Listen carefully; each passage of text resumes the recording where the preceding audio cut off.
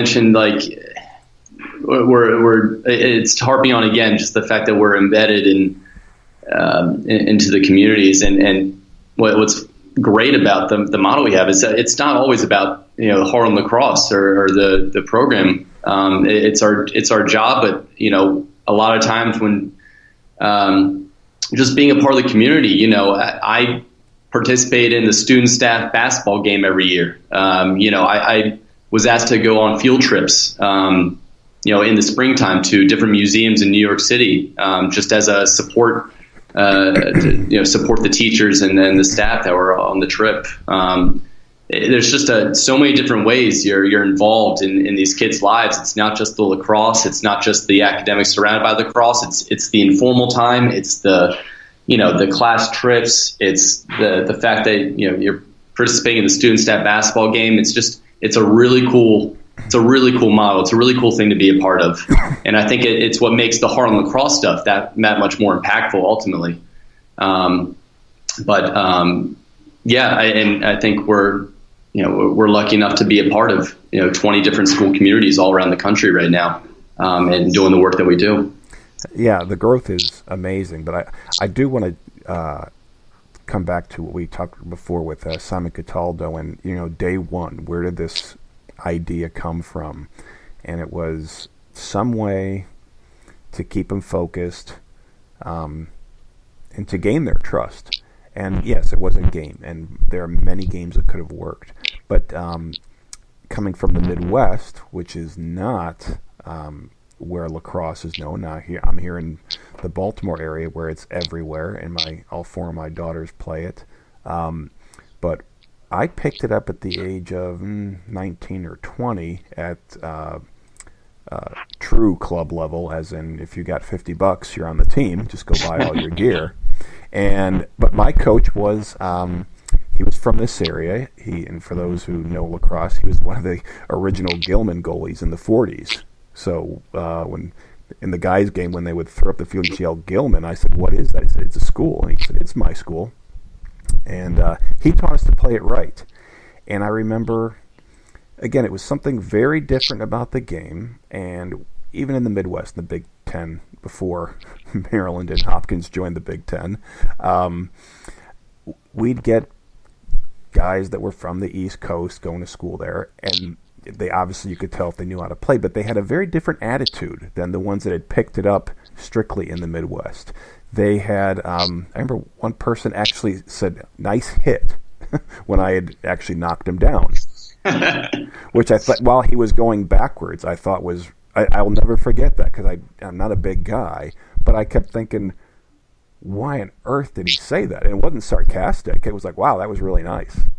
And I've come across that now for 20 years now since then, that there is something very different about the game. And I know the Native American history. I've read the books to school kids before about the day the animals played and invented lacrosse. But your take, what is it about lacrosse that really is different in connecting people? So one of the main differences for lacrosse, I would say, is the fact and the idea that there is always something to complement. There are so many things that you can do right when you're playing lacrosse, and that really differentiates it from a lot of other sports because, as a goalie, as a defender, as a midfielder, and as an attacker, there's limitless things that you can do correctly, whether it's picking up a ground ball or just playing good defense. As a goalie, you can do a great job of talking to your defense. As an attacker, there's so much more than scoring a goal or having an assist. It's who makes that play, who made that cut, who worked with their teammate. And the things that you can do correctly when you are playing lacrosse is never ending. And that's what makes it such an easy sport to find the good things in, because, from a young age, we are taught in athletics to be competitive. But when it comes to lacrosse, there's just always room for a compliment. There's always a silver lining in most of the plays, if not all of the plays. Yeah, I think you described it perfectly because for me, my first love of sports was baseball, and I still do love it. The problem with baseball is that as you get more and more competitive, the fact that it's a 70% failure rate can be a little daunting. Now, for me, that actually made me, want to try more things because you're used to, if you do something right 1 out of 3 times, what other sport are people, putting you, in the MVP ballot because you're hitting 333. But then it got to a point where it was a solo sport, and it was pitcher versus hitter versus fielder. And it's not a traditional team sport. You can't help somebody out like you can in basketball. So then I started migrating to basketball a little bit, and I loved it, but that is as much teamwork as there is, and there's a lot of recovery, which is what I did love about it. The fact that, if you lose the ball, you can go stop the ball and get it back. And if you miss a shot, you can get a rebound and go at it. And like you said, there's a lot of little things. But that sport also with 5-on-5, it got, I think, part of our culture. It became more smack talk, came around back in my day in the 80s. It really started to pick up. And it became a contest versus a competition, which is a little bit different. And when I got to lacrosse, it was all about what you just said, which was, hey, way to be in the right place at the right time. Just the things that I got complimented on by people that knew how to play the game in college. It gave me a whole different view of what sports is. And I'll even, I don't think they're listening right now, but my JV team today, they pulled off an overtime win, and the thing that I told them that we really kind of won it wasn't just a great shot, which there was, but it was one player. She didn't give up pounding people the whole game, and the other team was good. In a lot of cases, it didn't turn anything, but just the last time, the other player just stepped out, and she got the ball, and that started the winning run. And I said, that thing right there, that won the game, and she thought I was kidding. I said, no, that won the game because the other team had the ball. They were heading, for sudden victory to their goal, and she just chose not to give up, and it went her way. That's what I love about it. Like you said, there's always a way to redeem yourself. What about you, Spencer? I agree with everything you guys are saying, and it just got me. I was honestly thinking about just the kind of how strong community the lacrosse community is just across the country. And, I'm one of those guys, I go and play in Lake Placid every August. And I've been doing it with a lot of my former Denison teammates over the past, 4 or 5 years since I've left school. And since I've started working with Harlem Lacrosse, I thought the Denison community was strong, the Midwest lacrosse community, the Baltimore lacrosse community, just the fact that I've been able to, be a part of those different communities in 3 different areas of the country, just running into different people and making these connections and being able to reach out to an assistant coach at a college and saying, hey, I've got a group of 20 kids from my program in Harlem. We'd love to come out and watch a game and maybe, stand with the guys on the sideline, and maybe they can meet after the game and whatnot. And everyone's just so receptive in the lacrosse community to growing the game and using it as a way to impact lives in such positive ways.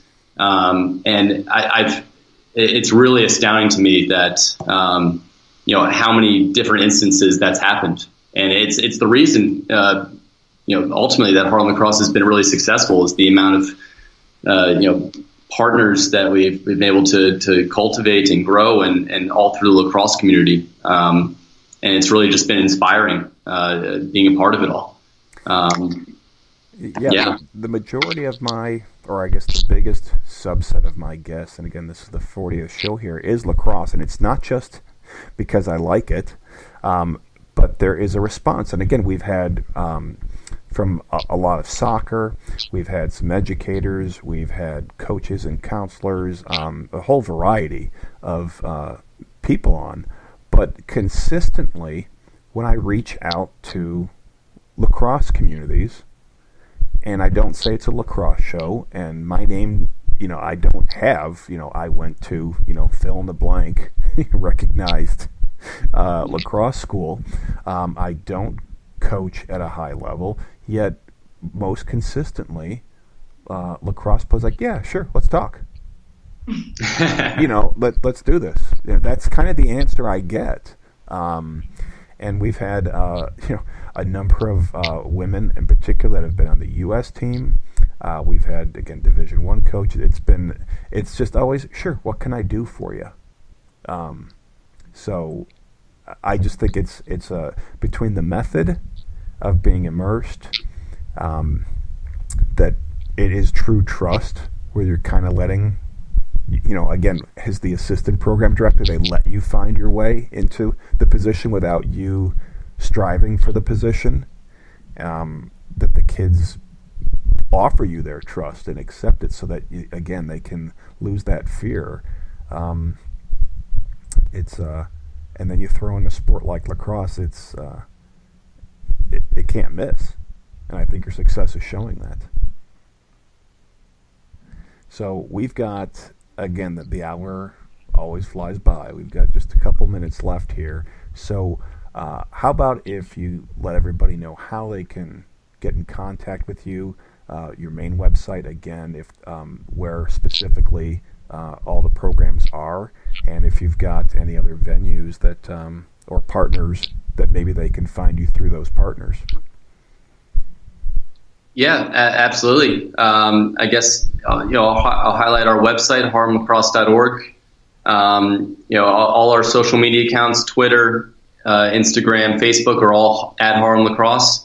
Then we've got programs in Boston, Baltimore, Los Angeles, Philadelphia, and New York City.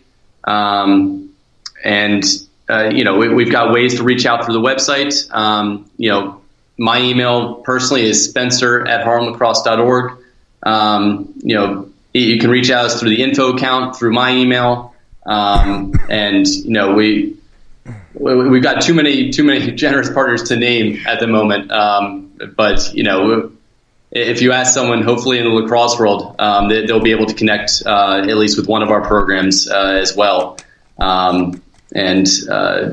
We're appreciative of you having us on, Dave, and then continuing to highlight the work we do. It's through these podcasts and through all these generous offers that a lot of people in the lacrosse community, the general community, have that make all this work. So we're appreciative. Well, and again, thank you. And Charlotte, I really appreciate you were, again, just jumped right and said, yeah, love to do it. And bringing Spencer on, this has been it's been a great hour. And I hope that we can have you on again, because I know there's always more to talk about. And we'll be moving to some panel discussions in 2018 here, where we really just kind of talk on one topic and go at it for about a half hour or so. And I definitely would welcome you to be part of that conversation. Absolutely. That sounds great. Well, with that, again, I want to say thank you so much for being on tonight, and everybody for listening. And this is Dave Bridger with Making the Play, and our guest, Harlem Lacrosse. Thanks again, everybody. Have a great evening. Down a dirty road, started out all alone. I'm learning to fly, but I ain't got wings. Coming down is the hardest thing. So I've started out for God knows where. I guess I'll know when I get there.